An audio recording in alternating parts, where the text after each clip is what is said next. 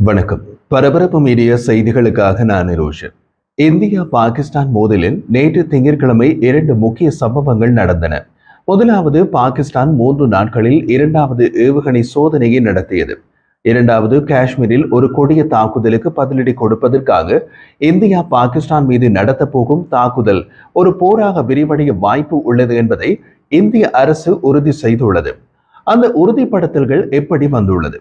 இந்தியாவில் உள்ள சில மாநிலங்களில் நாளை 7ஆம் தேதி போர்க்கால பாதுகாப்பு ஒத்திகைகளை நடத்துமாறு மாநில அரசுகளுக்கு மத்திய அரசு உத்தரவிட்டுள்ளது.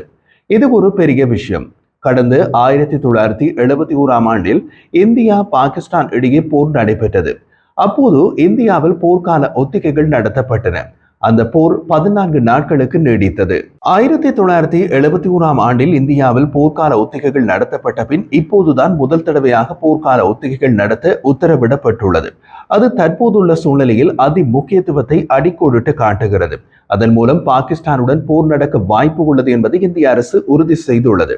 2019ஆம் ஆண்டு நடந்த தீவிரவாத தாக்குதலை அடுத்து பாகிஸ்தானுக்குள் இந்திய விமானப்படையின் விமானங்கள் தாக்குதல் நடத்தின. அப்போதும் பாகிஸ்தான் பதிலடி கொடுக்கும் என்ற சாத்தியம் இருந்தது. ஆனால் 2019ஆம் ஆண்டு போர்க்கால ஒத்திகைகள் நடத்த உத்தரவிடப்படவில்லை. இப்போது உத்தரவிடப்பட்டுள்ளது. அதன் அர்த்தம் என்னவென்றால், இம்முறை இந்தியா பாகிஸ்தானுக்குள் நடத்த திட்டமிடும் தாக்குதல் 2019ஆம் ஆண்டு இந்தியா பாகிஸ்தானுக்கு கொடுத்த பதிலடியை விட பல மடங்கு பெரியதாக இருக்க போகிறது. அது பெரும்பாலும் பாகிஸ்தான் ஆக்கிரமிப்பு காஷ்மீரை இந்தியா கைப்பற்றுவதாக இருக்கலாம்.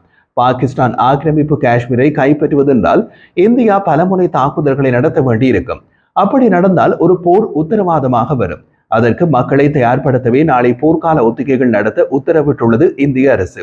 அதற்கு முன் மற்றொரு விஷயம். போர்க்கால ஒத்திகைகளை நடத்துமாறு உத்தரவிடப்பட்டால் ஒரு போர் தொடங்குவதற்கான வாய்ப்பு 75% விட அதிகம் என்று அர்த்தம். காரணம், போர்க்கால ஒத்திகைகள் என்பது மிகப்பெரிய விஷயம். அதை நடத்துவது மிக கடினம். அப்படியும் நடத்த உத்தரவிடப்படுகிறது என்றால் பெரும்பாலும் போர் சந்து முனையில் நிற்கிறது என்று அர்த்தம். போர்க்கால ஒத்திகைகளை நடத்துவது எவ்வளவு கடினமானது? உங்களில் பலர் போர்க்கால ஒத்திகைகளை அனுபவத்தில் காணாதவர்களாகவும் இருக்கலாம். அதன் நடைமுறைகளை சொல்கிறோம். அப்போது அது எவ்வளவு கடினமானது என்பதை புரிந்து கொள்ளலாம்.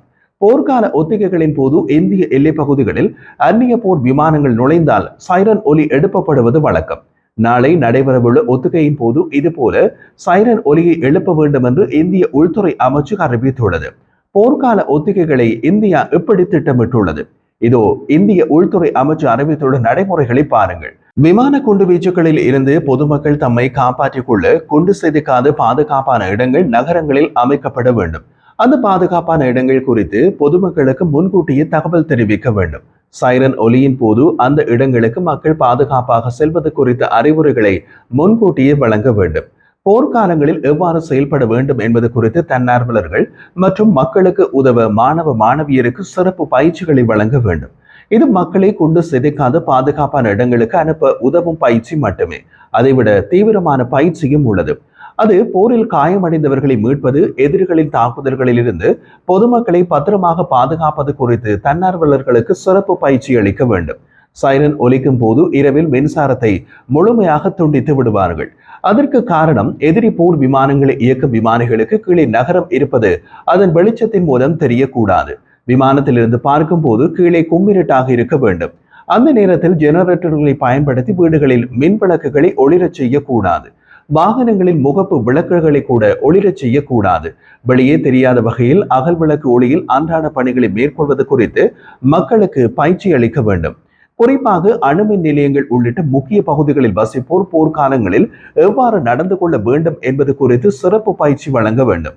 எதிரிகள் குண்டுவீச்சு தாக்குதல் நடத்தும் பகுதிகளில் இருந்து பாதுகாப்பாக வெளியேறுவது குறித்து பயிற்சி அளிக்கப்பட வேண்டும். பதுங்கு குழிகள் மற்றும் சுரங்க பாதைகளில் பாதுகாப்பாக தங்கியிருப்பது குறித்து மக்களிடையே போதிய விழிப்புணர்வை ஏற்படுத்த வேண்டும் என்று இந்திய மத்திய உள்துறை அமைச்சகம் அறிவுறுத்தியுள்ளது.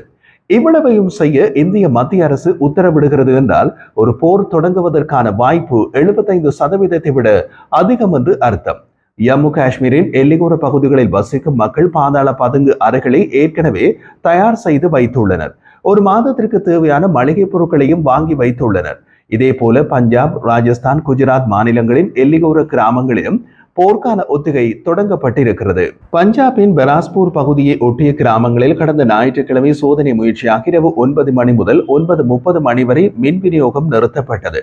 வீடுகள் கட்டடங்களுக்கு உள்ளே அகல் விளக்குகளை மட்டுமே ஒளிர செய்ய வேண்டும் என்று போலீசார் அறிவுறுத்தினார்கள். அதை எல்லையோர கிராமங்களை சேர்ந்த மக்கள் மிகுந்த கண்டிப்புடன் பின்பற்றினார்கள். பாகிஸ்தானில் இதுபோன்ற போர்க்கால ஒத்திகைகள் இதுவரை அறிவிக்கப்படவில்லை. 2 தினங்களுக்கு முன் பாகிஸ்தான் தரையிலிருந்து தரைக்கு ஏவப்படும் அப்தாலி ஏவுகணையை வெற்றிகரமாக ஏவப்பட்டதாக அறிவித்தது. அதன் தாக்குதல் வீச்சு 450 கிலோமீட்டர் என்று கூறியது. அது ஏவப்பட்டு 2 நாட்களுக்கு பின்னர் 120 கிலோமீட்டர் தூரம் வரை செல்லும் தரையிலிருந்து தரைக்கு ஏவப்படும் ஃபதா ஏவுகணையை சோதித்ததாக பாகிஸ்தான் ராணுவம் கூறியது.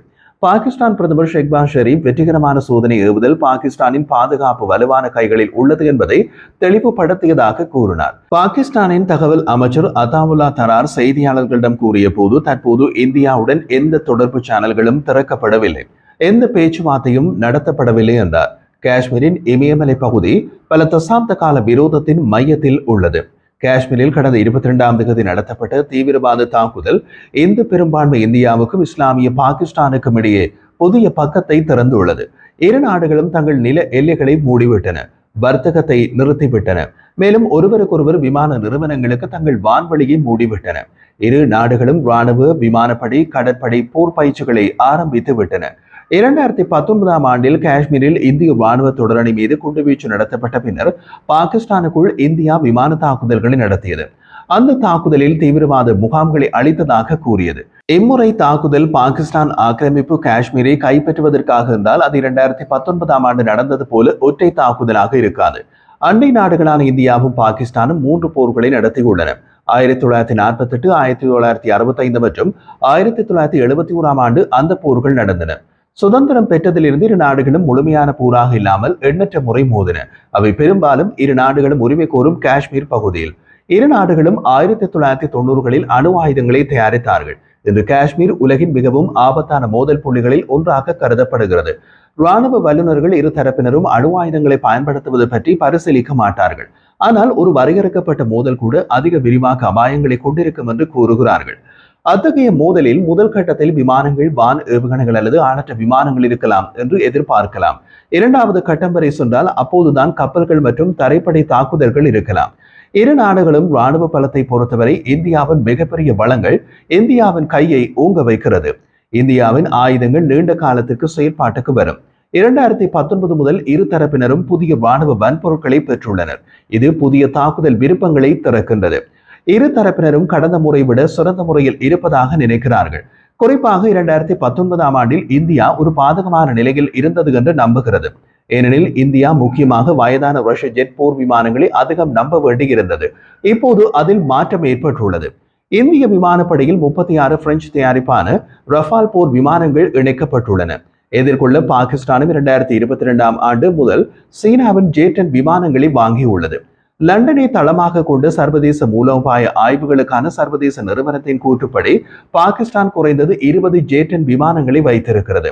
2019 மோதலில் இருதரப்பிலும் வெளிப்பட்ட வான் பாதுகாப்புகளில் உள்ள இடைவெளிகளை நிரப்ப இந்தியா ரஷ்யாவின் போர் சோதனை செய்யப்பட்ட S-400 வான் பாதுகாப்பு சாதனங்களை பெற்றது. பாகிஸ்தான் சீனாவிடமிருந்து HQ-9 வான் பாதுகாப்பு சாதனங்களை வாங்கியது. சீன தயாரிப்பு HQ-9 ரஷ்யாவின் S-300 வான் பாதுகாப்பு சாதனத்தை அடிப்படையாக கொண்டது. சரி, பாகிஸ்தான் ஆக்கிரமிப்பு காஷ்மீரை இந்தியா கைப்பற்றுவது சாத்தியமா? பாகிஸ்தான் ஆக்கிரமிப்பு காஷ்மீரை இந்தியா கைப்பற்றுவது சர்வதேச சட்டம், ஐநா சாசனம் ஆகியவற்றை மீறும் செய்யலாம். அவற்றை பரபரப்பு மீடியா யூடியூப் சேனலில் மற்றொரு காணொளியில் பார்க்கலாம்.